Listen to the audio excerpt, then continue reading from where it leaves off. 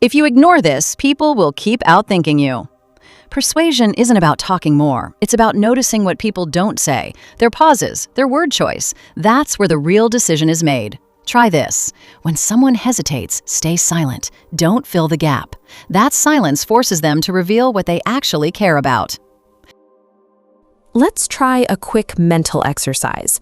Think of a country that starts with the letter D. Now, take the second letter of that country's name and think of an animal that begins with that letter. I guessed Denmark and the elephant because your brain followed a path I laid out for it. You arrived at those specific thoughts because I provided the coordinates for your mind to find them. This diagram maps exactly how that happened. The human brain relies on predictable routines called biological scripts. When asked for a D country, most people select Denmark. That choice forces the second letter to be E, which triggers the most common E animal, the elephant. Your brain simply took the path of least resistance.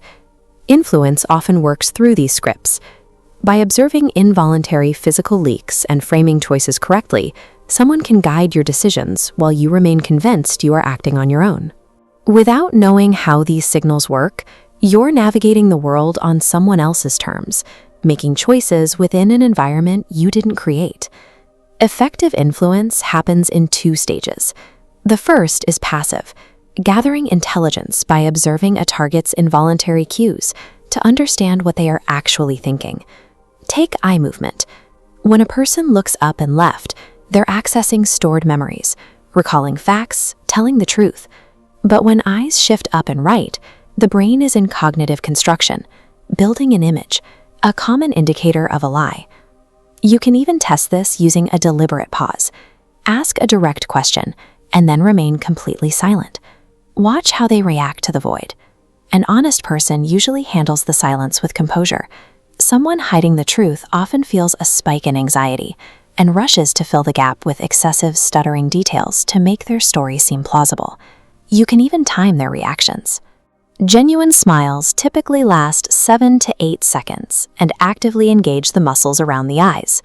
A forced smile often disappears after 4 or 5 seconds and stays limited to the cheeks. Their feet provide another data point. While we focus on controlling our facial expressions, our feet often point where we actually want to go. If a person's feet are angled toward the exit during a conversation, their interest has clearly already shifted elsewhere. While words can be rehearsed, these physical leaks are difficult to suppress. They provide a map for reading baseline thoughts, even when their verbal response suggests something else. Once you have decoded their baseline, you can move to the active stage, using that information to guide their decision-making. This diagram illustrates an emotional bypass. When a person experiences a sudden surge of fear, pride, or guilt, the brain prioritizes instinctive feelings over logical analysis.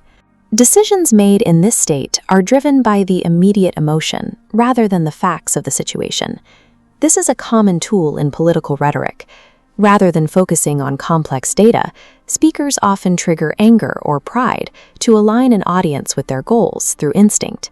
Another method involves using controlled freedom. People naturally resist being told what to do, but they are much more compliant when they believe they are making their own choice. If you ask, "Should we go to Pizza Hut or Domino's?" you have set the parameters so that both choices lead to the same result. You see this in retail as well. Offers like buy one, get one make you feel like you're winning a deal, while the store has successfully guaranteed a sale. You can even use ego to trigger a response. Telling someone a task is likely too difficult for them creates an immediate internal pressure for them to prove you wrong, often leading them to do exactly what you initially wanted. Influence works through this kind of architecture, setting the parameters so the target chooses the specific path you have already laid out for them. The most effective tool for managing these interactions requires no words at all. It is the strategic application of silence. The human brain tends to find an information vacuum deeply uncomfortable and will work hard to resolve that tension.